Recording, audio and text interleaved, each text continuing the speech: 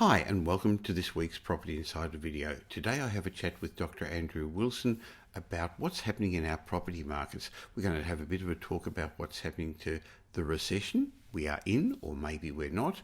We're also going to talk about how some of the forecasts of how high unemployment was going to get and how deep the recession was going to get have now been amended. We're going to talk about unemployment in the United States, what's happening to the All Ordinaries Index in Australia, and how there's signs of increasing consumer confidence in a number of areas. We'll have a quick chat about the Homebuilder scheme. Clearly, lots to discuss to keep you better informed about what's happening in the property markets. And if you like this type of information, then please click the subscribe button so that you keep updated with our weekly Property Insider videos. If you click the little bell icon, you'll be informed each time a new video comes out.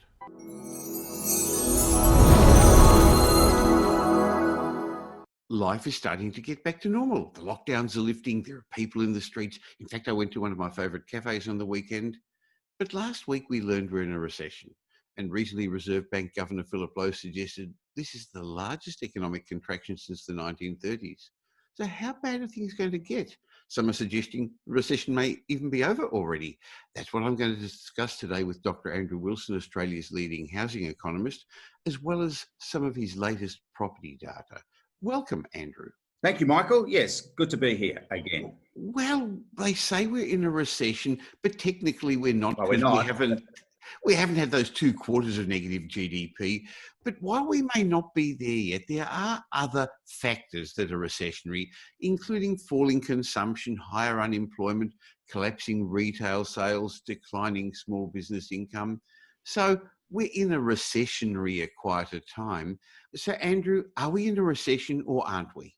Well, we're not in a recession, Michael, even though, of course, we've treated it as being a fact, but it's not until, of course, we get those consecutive quarters of negative growth. So we'll be waiting for those June quarter results in 3 months' time. And no doubt they will be below the line and significantly below the line. And that will give us the official recession. And in a way, I think it's good that we've had the bad news in a sense over and done with. We're not waiting around perhaps for the next quarter. The doomsayer headline of recession will have lost a lot of its impact by the time those June quarter numbers are released. But look, we have to still confront the unemployment numbers, which are more about month-to-month snapshot of what is really happening in the economy. But I don't believe also that those unemployment numbers will be quite as bad as have been predicted in many quarters. Australians haven't been able to go to the shops, splash their cash. Now that the restrictions are easing, I think it's more likely we're actually going to stash our cash for a little while, Andrew, waiting for the news that the worst is over. So despite the positive signs and the fact that the lockdowns have been released earlier, better than expected forecasts of unemployment, as you suggested, and the recession may not be as deep as predicted, as you say, there's still going to be some bad news. And at the moment, businesses are not feeling confident, they're not growing, they're not employing people. So what can the government do? Because currently the Reserve Bank can't do any more. There's nothing much left in their kitty. I think it's the government's job now to give us incentives, help us with relief, and boost our confidence. Well, there's only so much the government can do, Michael, and they're making noises now that they're looking towards easing some of those stimulus packages, particularly the JobKeeper allowance, which ends in September.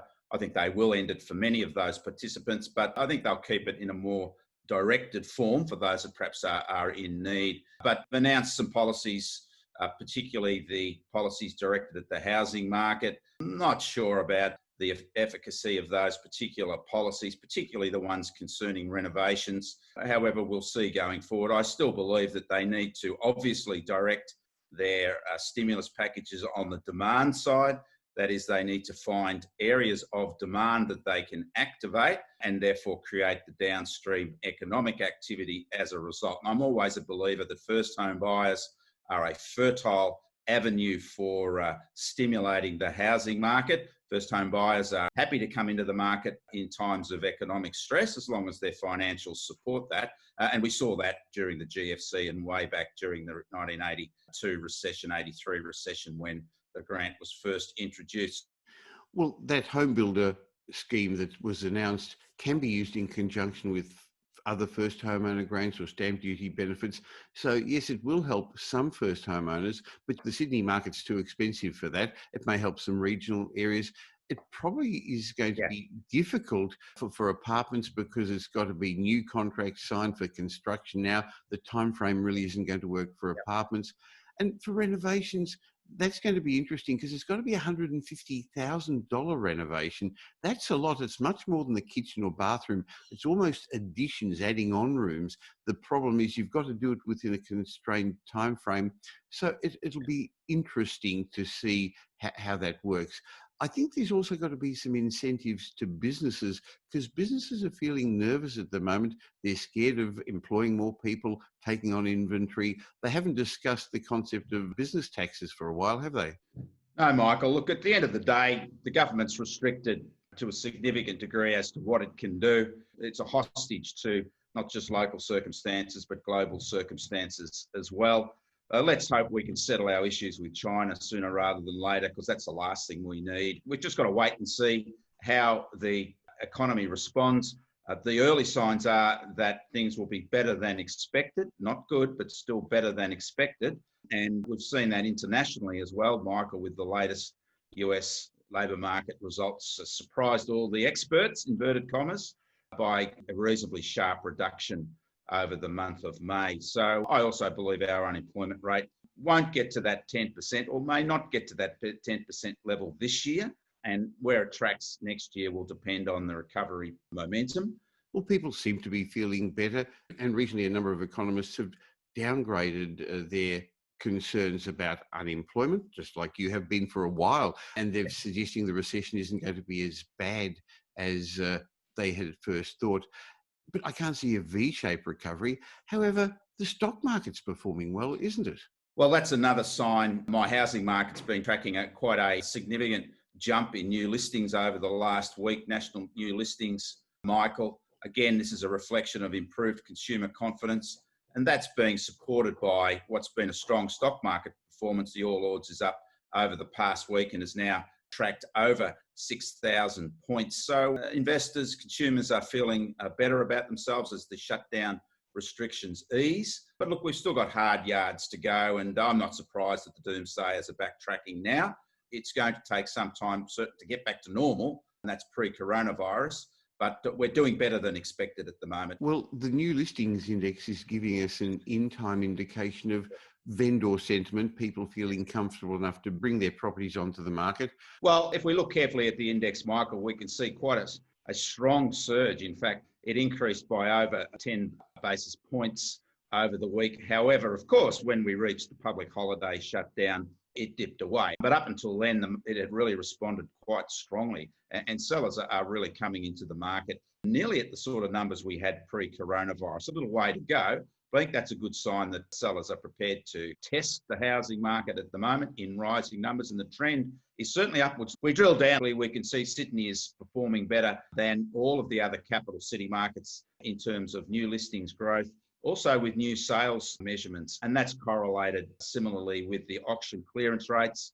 Of course, last weekend was the Queen's Birthday long weekend, so we would have naturally seen lower numbers of auctions. We're still in this period where we're not back 100% to normal in terms of open air auctions. Interestingly, Melbourne also had more listings come on the market. Melbourne vendors are feeling a bit confident, are they? When we compare the new listings coming through over the past week, Melbourne continues to have the highest number of new listings coming through.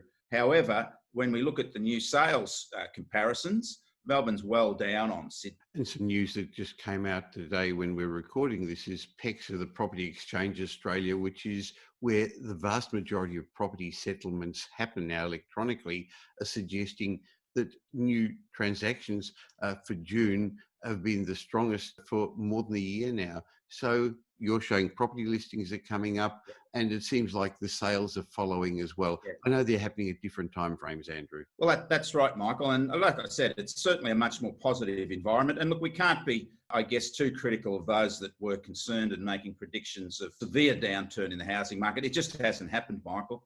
Even in the depths of the shutdown, our market continued to move along. It didn't shut down. The housing market didn't shut down along with the rest of the economy. It kept moving, albeit at obviously a lower rate. But now with the lifting of the restrictions, and we're likely to be back to normal within weeks, I think, Michael, and we're seeing a release of some of those sellers and buyers who were sitting on their hands over the lockdown period. And it's interesting also, Michael, because this is traditionally a weaker time of the year anyway. And I guess it's going to offset the seasonal effects of winter, the release of the pent-up demand over autumn. A lot will depend, however, as we discussed, Michael, on the economic circumstances. A lot of it will also depend upon consumer confidence, and that seems to be rising because there are good signs coming in from all directions. So consumer confidence is really a conglomeration of all those things, the confidence in their jobs, the confidence in the economy and interest rates. So hopefully as we keep discussing this each week, confidence will keep improving.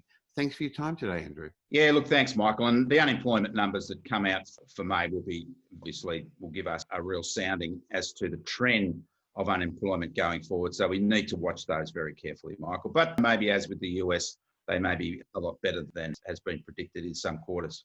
Well, they probably won't be as bad as some predicted, and that's good. Yes, it is. Thank you, Michael.